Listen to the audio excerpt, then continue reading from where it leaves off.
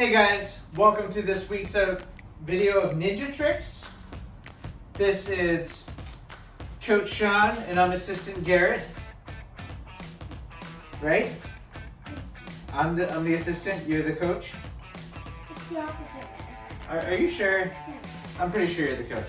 Alright, we're going to start off by making sure we have a nice 500 by 500 inch area. Actually 5 foot by 5 foot inch feet, 5 foot by 5 foot area cleared and free of any obstructions so you don't get hurt. Secondly, make sure you at least have some parent or guardian or older sibling to make sure you do not get hurt as well. Safety and also fun. Those are the two rules that we're gonna have, right? Right? Exactly.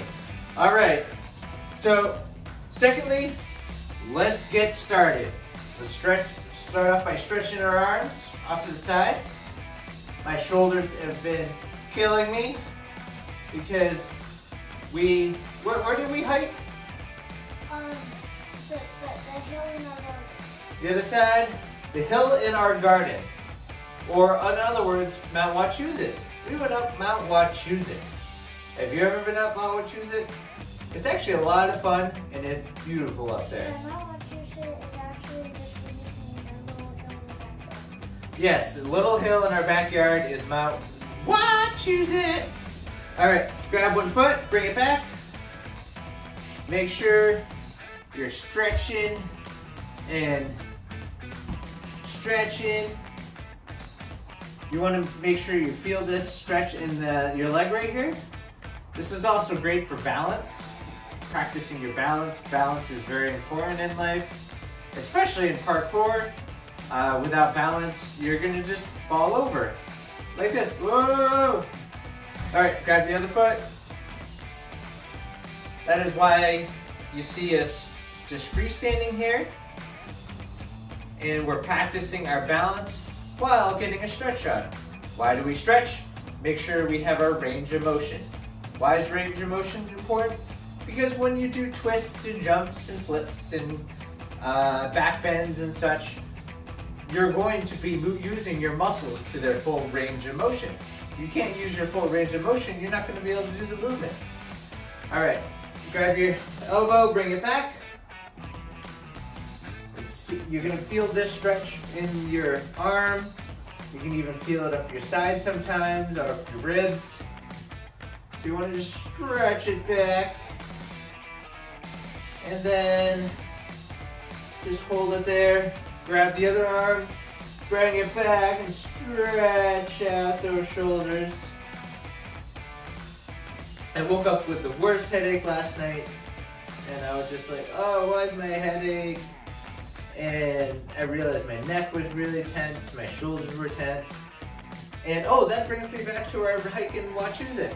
So we're all hiking up Wachusett, and okay, reach down, stretch down. So we're hiking up Wachusett, and Garrett goes, Daddy, I'm tired. Can you carry me? And I'm like, no. And then he jumps at me like a spider and clasps onto me, and then I end up carrying him for 500 miles. That's not true, right? You actually let me. You actually let me. You let. Here. I let. All right, reach for one foot. I don't know how to say it. I voluntarily picked you. I let you carry me. You carried me. All right, reach for your other foot. You should feel this stretch in the back of your legs. Now we're actually going to get on the ground. We're going to do some frog stretches. I love these stretches. They open up your hips.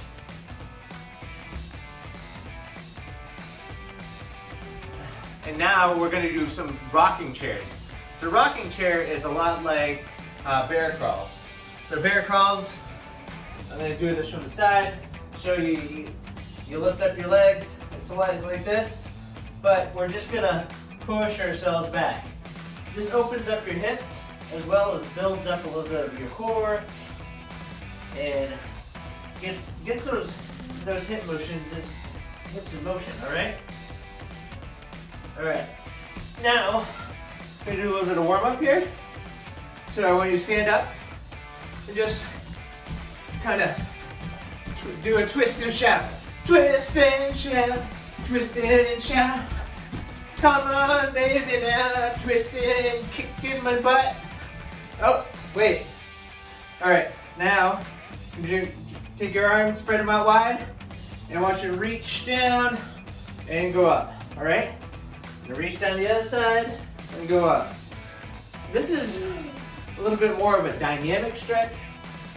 Dynamic stretch is important because not only does it warm up your muscles, and as you do them, but as you do them, you'll notice as you're warming up, your muscles actually become longer and ready to move better. Because at rest, your muscles are conserving energy. They don't have as much fluid in them. They're a little colder, running a little colder, not trying to burn energy because you're conserving. That's why it's important to get up and move. We're gonna jog in place a little bit because when you're getting up and moving, that's when your body decides to turn on its energy burn mode. Like right now, my heart rate's probably 80, 90 beats per minute. My heart rate usually sits at 50, 60 when I'm at rest. Typical person will probably be more like 70, 80. Heart rate is very important.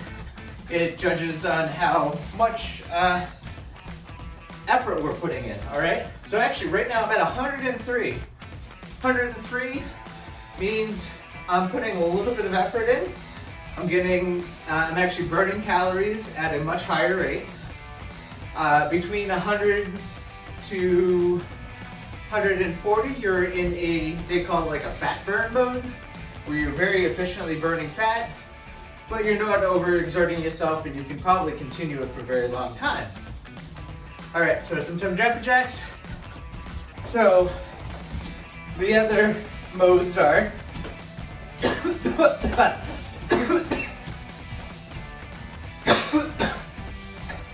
between 140 and 160, maybe 130 to 160, around that area.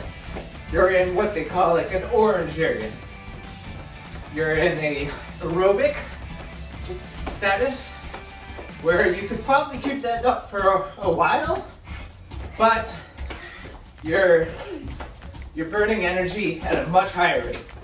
And then above 160, you're closing in on your max level, where you can only keep it up for maybe a few minutes. Some athletes can keep it on for a very long time. I actually personally can run at a 160 to 180 heart rate for half an hour at a time. But so that's something you have to build up your endurance and work towards. So one final thing, we're gonna stretch out our wrists. So grab one wrist, pull it back. One part that I struggle with is my flexibility. If you look, me bending my wrist back and Garrett bending his wrist back, if you do that side by side, you can see how much further back his fingers go. As you're younger, your tendons are a lot more flexible and such, and if you don't keep up that flexibility, you do lose it. You can get a lot of it back. Some people are more flexible than others. We all have different genetic makeups. We have different thresholds and ceilings, but you can always push that ceiling up. Now, pushing up a ceiling is harder than already having a higher ceiling, but you can do it, and I believe in you. And like, when I was a kid, when I was Garrett's age, I could never have hiked up a mountain. I could never run several miles. I can do that now, but we just the other day hiked up a mountain for several miles. It was amazing, and you can do it too, all right? I I believe in you. Keep working at it. And keep doing these exercises, all right? Now we're gonna actually work on a fairly difficult parkour skill here. We're gonna work on Kong throughs, but we're gonna do it just on the flat ground. Traditionally, a Kong through, I'm gonna show you a little stool here. I do not suggest doing that with a stool, especially this one, which is a little wobbly. But I'm gonna show you the concept. So Kong through, you're actually pushing yourself up and pushing your legs over, all right? So your legs, you actually technically want to be between your hands, all right? So that's why we're gonna do that on the floor. It's an obstacle, a way to clear obstacles, but with a lot of speed and keeping yourself going forward, all right? So Kong throughs, you're actually pushing yourself forward, and we're putting your hands down near the center. I misspoke earlier. I said putting your hands on the outside. You want your hands on the inside, all right? And you're pushing yourself, and you're leaping over the object like that, all right? So let's do this on the ground first, though. Put your hands down and just bring your hands up and go up, all right? So this is actually a standing gorilla. This is actually, it's also a lot like a burpee, where your hands are out, your feet are out, you're in a high plank, and you just bring your feet forward and bring your hands up, all right? So everybody go into a plank, all right? Garrett, get into a plank, and just bring your feet forward, all right? Perfect. So you're almost into like a frog stance after that, almost looking like a frog. But this is the principles of a Kong through. I'm losing my voice now. So, bring your hands up and forward, and bring hop your feet forward. Great job. Now you want to make sure your hands are a little closer together, kind of right under your shoulders. You want to bring your feet nice and wide and out, all right? So do that one more time. Great. Now we're gonna actually kind of practice this in the air, all right? So we're gonna pretend we're pushing off something, because when you actually do a Kong through, you're actually relying on your jumping more than you're pushing. Your hands are there to make sure you have a little bit of extra push off, but you're really just jumping over. So I want you to jump with both your legs out. All right, ready, Garrett? Ready, Garrett? I want you to jump with both your legs out, all right? Just without your hands, you're just jumping with your legs out like this. All right, so that's just like a hop, right? You're using both your feet and hopping forward. Let's try that one more time, okay? So we're hopping both feet forward, all right? Great job, Garrett. Great job, you guys. I saw you right through the camera. I can see, I can sense it. All right, so let's step it up a bit. I know you guys are ready for more. Are you ready for more? How about you, Garrett? Are you ready for more? All right, so now we're gonna pretend we're putting our hands onto an object and pushing them through them. Right, so you're gonna actually push it through between your legs. So watch me. Garrett, watch me. So you're jumping and you're pushing your hands through that object. Again, you raise your hands up and push through the object. All right, can you try that? Raise your hands up. Great job. So imagine you're going up to a little like pedestal or something, and you're pushing yourself over. That is a Kong through. All right, so that is a parkour skill. It allows you to transverse different obstacles like benches and such in your way by using a lot of leg force a little bit of arm force to propel yourself forward. You can practice this by doing standing gorillas, which is a lot like a burpee, except you just bring your feet up and lift yourself up. And then if you want, you can take it to the next level and push yourself up in the air just like that. Great job. Let's move on to the next skill. All right, guys. So there's this quote where Bruce Lee says, when you first start out martial arts, or before you start, a punch is a punch and a kick is a kick. All right? And then as you do martial arts, you're gonna learn that there's more to a punch and there's more to a kick. I mean, when you do a punch, even with a punch, you're chambering. So you're bringing it back. You're rotating your body. You're propelling your arm forward, and then you're settling into the punch. So you rotate, twist into the punch, right? So again, I'm chambering, bringing back my hand, whether it's my front hand or back hand. So we're gonna do a work on a reverse punch. We're gonna bring it, twist our torsos, and as we twist our torsos, we're gonna bring our hand forward, and we're gonna settle in punch, all right? So there is a lot more to a punch than a lot of people realize. You could just throw out a punch, but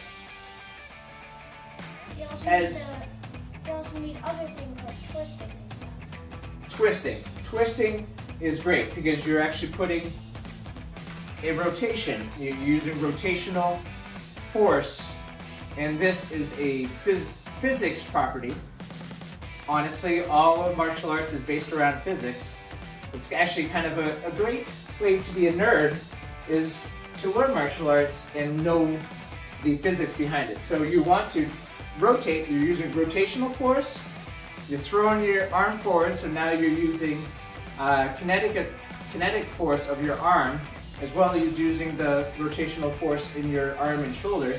So rotational in your waist, your hips, your upper body, and now also you're settling into the punch. So you're putting your mass of your body. So you're actually driving your hand forward and actually pushing forward with your leg and your whole body.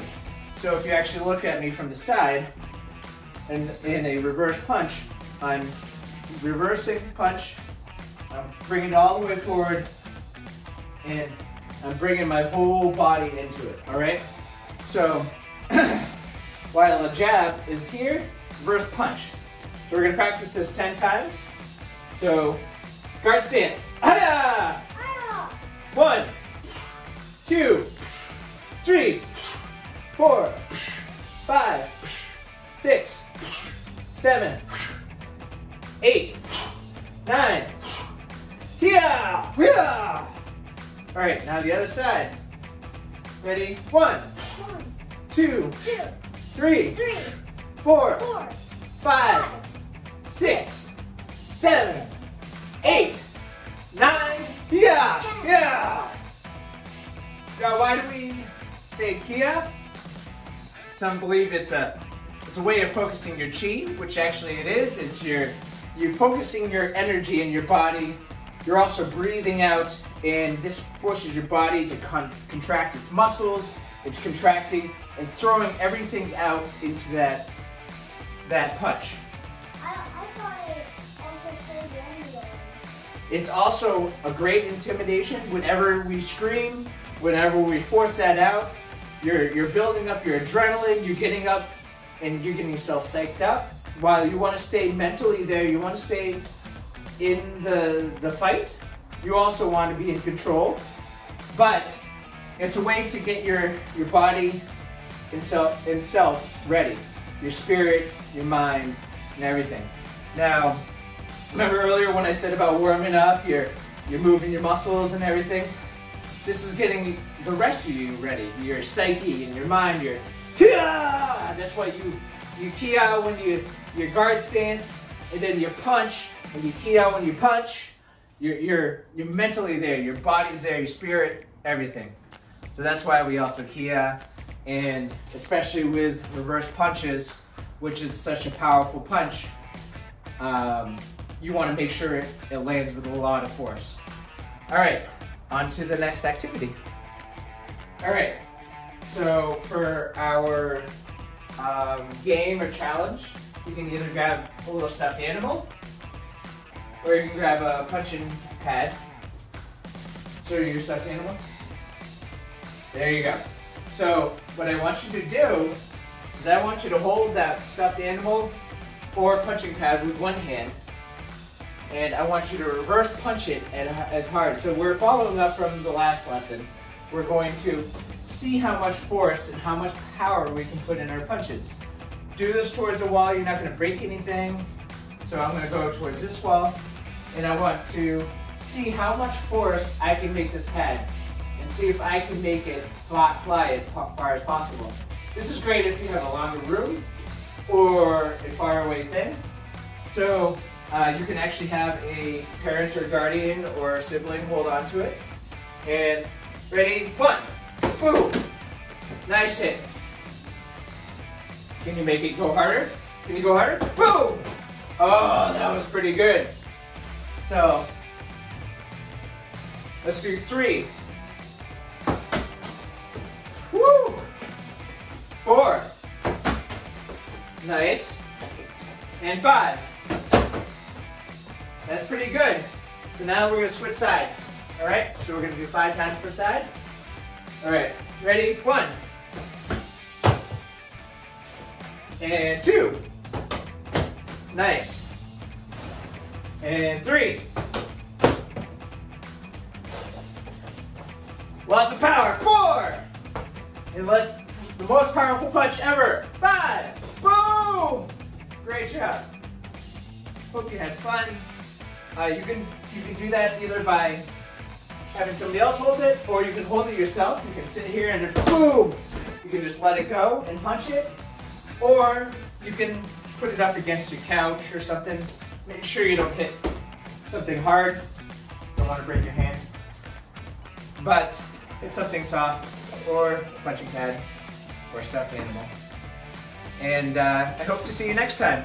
Remember, there's live videos live in class, in person, Ninja Tricks every Tuesday at 6 o'clock. Is this? Yeah, 6 o'clock at McCoy's Action Karate. I'm your coach, Shawn. There's also Coach Sophie Zasek. And I have assistant coach Garrett here, who will be there many days. And we would love to see you. Have some fun with us, and I'll see you next time. Bye. Bye.